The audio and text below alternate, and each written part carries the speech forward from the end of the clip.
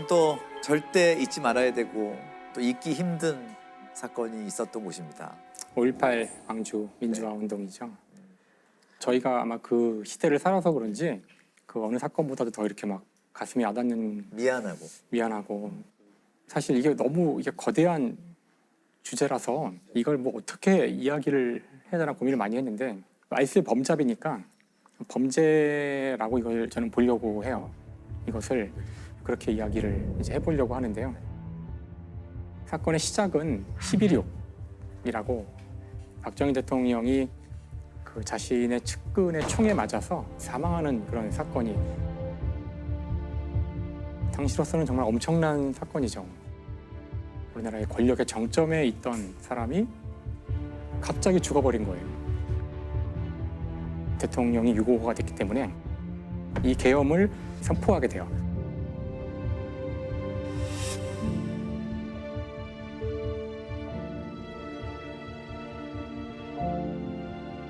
그러자 이제 그 이후에 수많은 일들이 벌어질 수 있는데 그때 일어났던 여러 가지 일 가운데 하나가 결국 이제 광주에서 일어난 이 비극이었는데 일단 대통령이 유고가 되자 빨리 이 사건을 누군가가 빨리 그 조사를 하고 해결을 해야 되잖아요. 네네. 그래서 이제 합동수사본부가 꾸려지는데 합동수사본부의 본부장을 맡은 사람이 바로 당시 보안사령관이었던 전두환. 당시 군 내부에 있었던 이제 하나회라는 사조직이 있었는데 육사 11기 중심이었죠. 그렇죠. 네. 11기에서 시작돼서 쭉 이어지는 특별히 잘 골라서 훈련시킨 엘리트라고 할 수 있는데 거기에 우두머리가 사실은 전두환이었고요. 결국은 이제 나중에 신군부라고 저희가 부르게 될 텐데 전두환을 정점으로 한 이 신군부가 쿠데타를 일으키기로 결정을 하고 차근차근 우리나라를 무력으로 점거하는 그런 결과까지 가게 되는 거죠. 그 약간의 무력 충돌이 있고서는 군을 장악하게 돼요. 사실 사람들은 오래되었던 그 박정희 정권의 독재가 끝나자 이제 우리가 민주주의를 다시 할 수 있지 않을까? 대학생들도 다 거리로 나와서 빨리 계엄을 해제하고 우리 정상적인 선거를 치러서 민주주의를 복구하자 이제 이런 열망들이 있었고요. 이미 벌써 그때 전두환이란 이름이 나와요. 계엄 철폐, 전두환을 물러나라.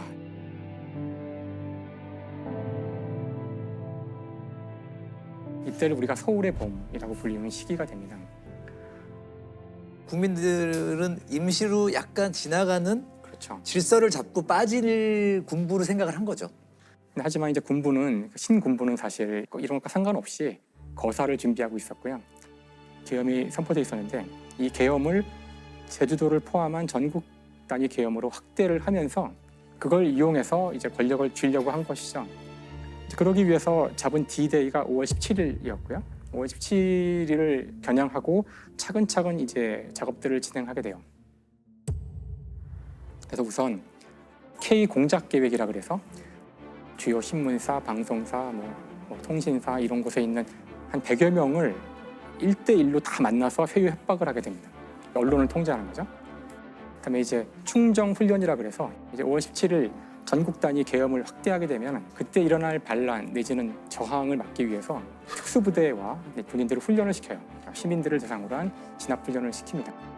5월 17일은 계엄을 전국 단위로 확대하는 국무회의가 소집되는데 회의장에는 군인들이 다 이제 완전히 도열해서 강압적인 분위기를 그런 상황에서 거의 10분 만에 통과됐다 그러는데요. 그래서 그때 계엄 확대가 됩니다. 나는 대통령으로서 헌법과 관계 법령의 규정된 바에 입각하여 1980년 5월 17일 24시를 기하여 현 지역 계엄을 전국 비상계엄으로 정한 선포하고 모든 정치 활동 중지, 모든 대학은 휴교, 집회 및 시위 금지, 언론 보도는 모두 사전 검열. 우리나라 행정부의 기능은 중지되고 계엄군이 모든 것을 집행한다 이렇게 되는 거죠. 사실 이제 전국의 모든 사람들이 숨을 죽이고 다시 쿠데타가 온 거구나. 이러고 있을 때 단 한 도시가 이제 여기에 이제 저항을 하게 돼요. 끝까지 여기에 저항을 해서 이제 막대한 희생을 치르게 되는 것이 5.18 광주 민주화 운동이죠.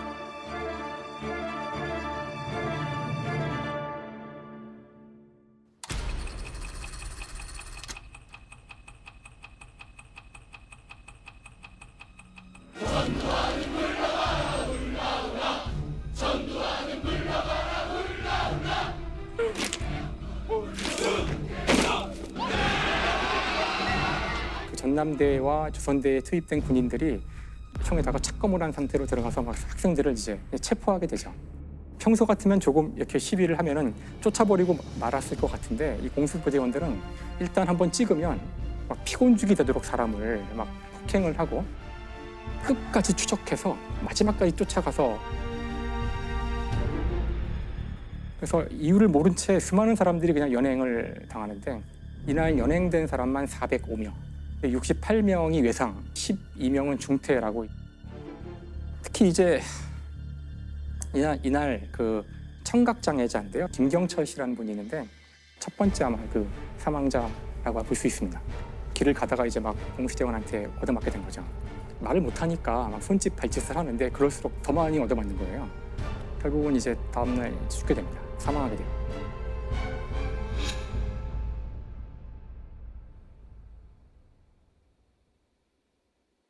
(5월 19일) 되자 어제보다 더 잔인하게 이제 진압 작전이 시작됩니다. 그래서 신군부에서는 이제 공수부대를 하나 더 투입합니다.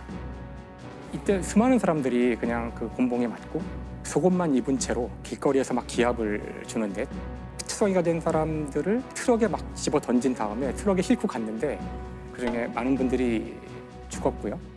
많은 분들이 행방불명이 되고 그랬죠. 이제 시위는 멈추질 않고 전투에 가까운 끔찍한 폭력이 벌어지게 되는 거죠. 특히나 이제 군인들이 총에 착검을 한 상태로 들어가서 막 체포하게 되죠.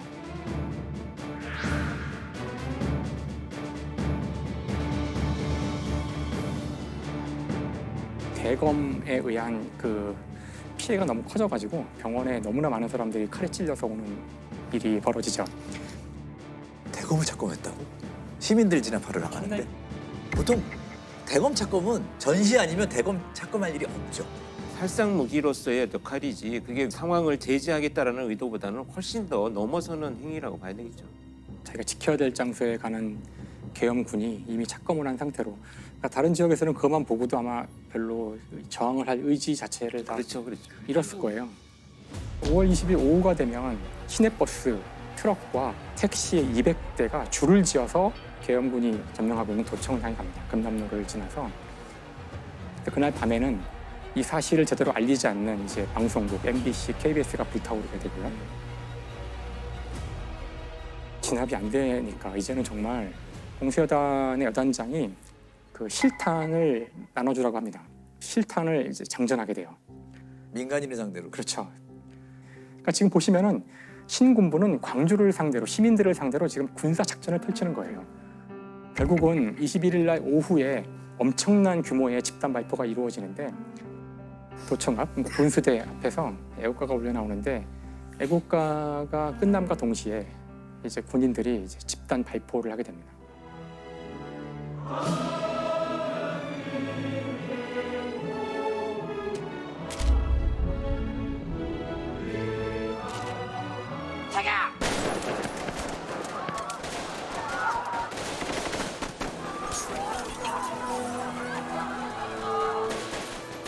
당시 이제 군인들은 무릎사 자세로 행렬로 나란히 서서 조준 사격을 시작하게 되고요. 그래서 그 순간 거기서 54명이 사망하고 이제 수백 명이 부상을 당했고요. 금남로 위에 있었던 여러 빌딩들 그런데 이제 저격수들이 올라가서 밑에 있는 시민들을 이제 그 조준 사격해서 다 죽이게 됩니다.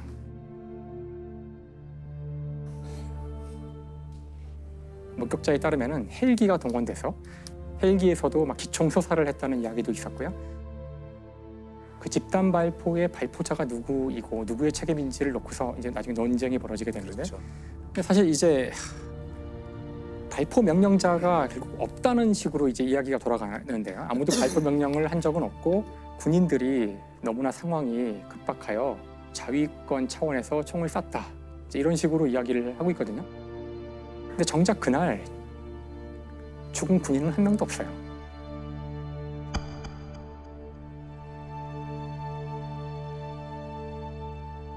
이제 27일 날 이제 본격적으로 이제 진압 작전이 시작됩니다. 0시 0분에 모든 시내의 전화가 다 두절됐고요. 2시부터 이제 계엄군이 광주 시내에 진입하기 시작해서 5시 10분이 되면은 이제 모든 작전이 종료됩니다.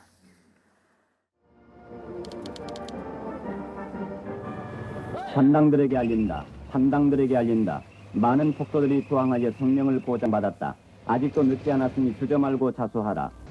폭도에게 알린다. 폭도에게 알린다. 총을 버리고 자수하라.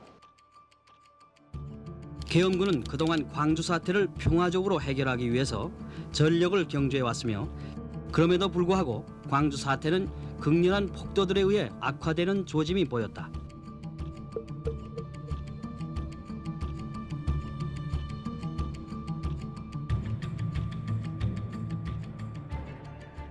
이렇게 해서 약 열흘간 벌어진 일입니다. 5월 18일부터 5월 27일까지. 사실 5.18 광주 민주화운동 때 저는 초등학생이었거든요. 네. 전혀 몰랐죠. 전혀 알지 못했어요. 기억하시겠지만 그때 광주라는 단어 자체가 금기어였고 맞아요. 네. 대학에 들어가서야 비로소 자세한 내막들을 다 알게 된 것 같아요.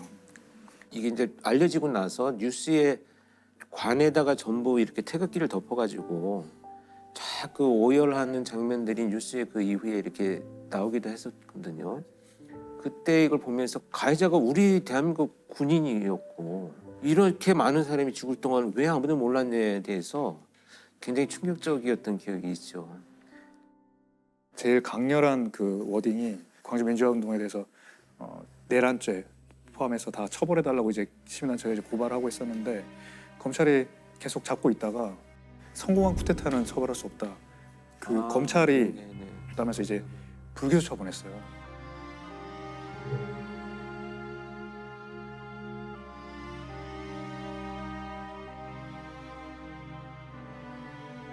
그때 이제 그게 난리가 났고 저는 이제 법대에 갔으니까 저의 주변에서 이게 법적으로 맞냐 가지고 굉장히 이야기를 많이 했던 그때 기억이 납니다.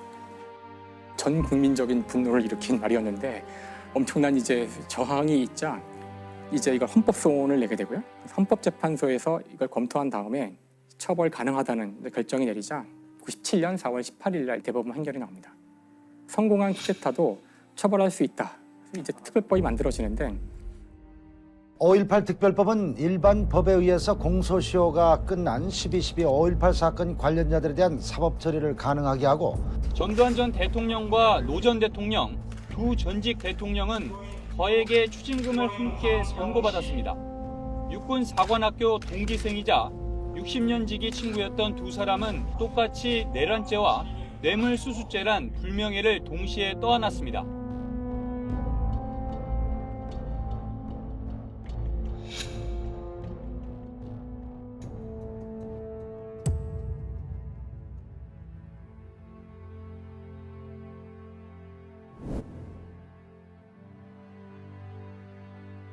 전두환은 이제 사죄 한마디 없이 세상을 떠났습니다. 여전히 논란거리도 굉장히 많죠. 그렇죠. 예.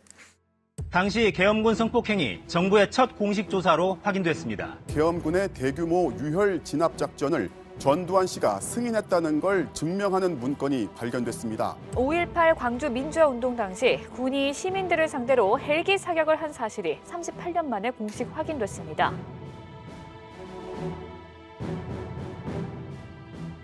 (1997년) 판결에서 이제 다 해결하지 못했던 발포자가 누구인지, 행방불명자하고 사망자의 숫자가 정확히 어떻게 되는지, 그다음에 계엄군이 실제 자행했던 성폭력이라든가 그때 당시 그런 거 아예 얘기도 안 했거든요.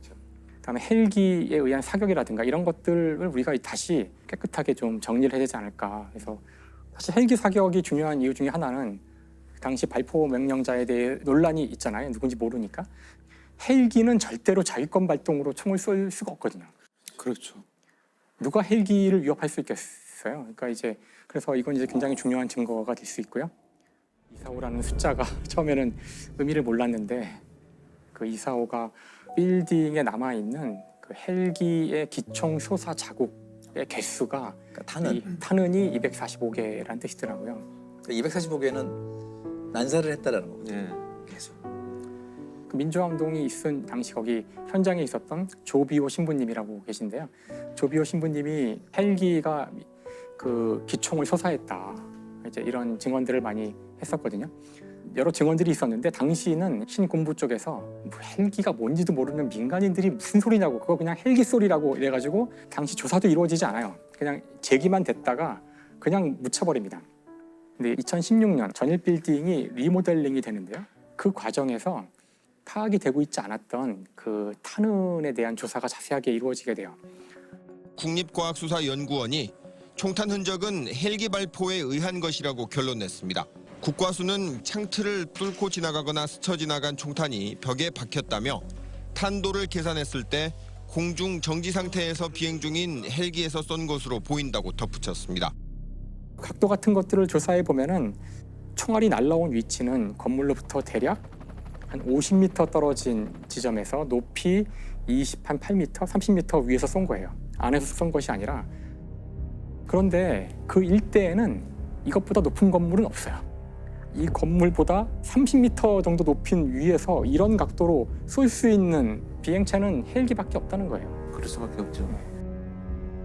2018년 2월 국방부에서 헬기가 광주 시민을 겨냥해서 실제로 사격했다는 것을 이제 인정했죠.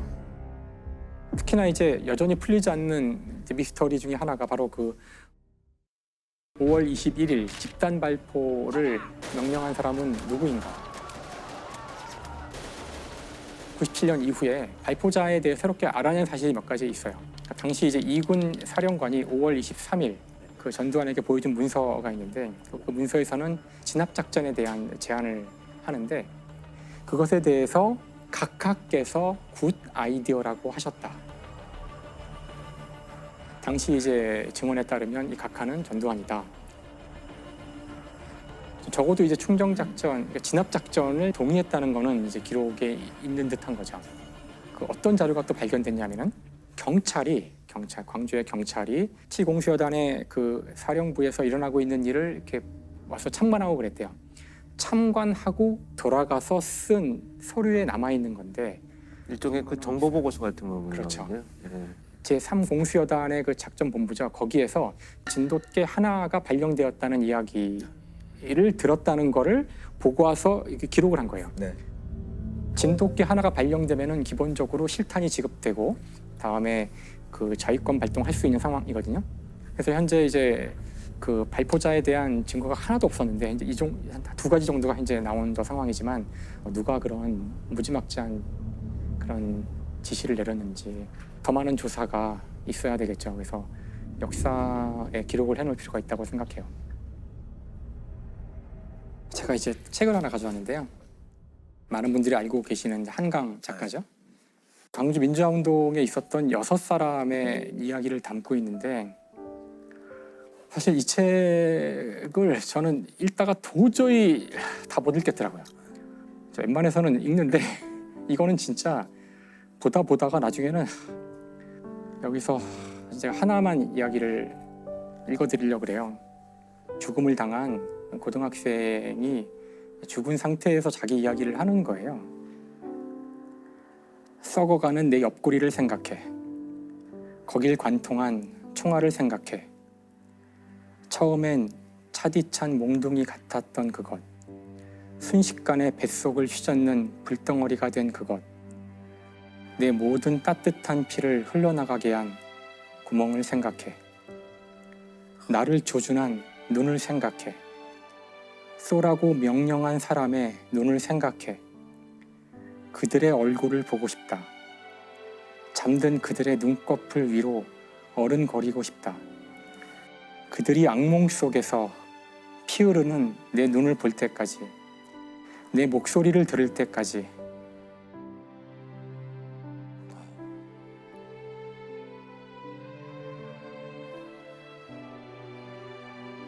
저희가 이제 민주주의는 피를 먹고 자란다는 그런 이야기를 할 때가 있는데 아마 지금 우리가 누리는 이 민주주의가 누군가 흘린 피가 있었다는 것, 저희가 이것을 기억하는 것이 단순히 억울한 죽음에 대한 그런 묵념의 느낌이 아니라 바로 지금의 우리 이 민주주의가 계속 되기를 바란다면 이것을 잊지 말아야 한다고 생각합니다. 그렇습니다.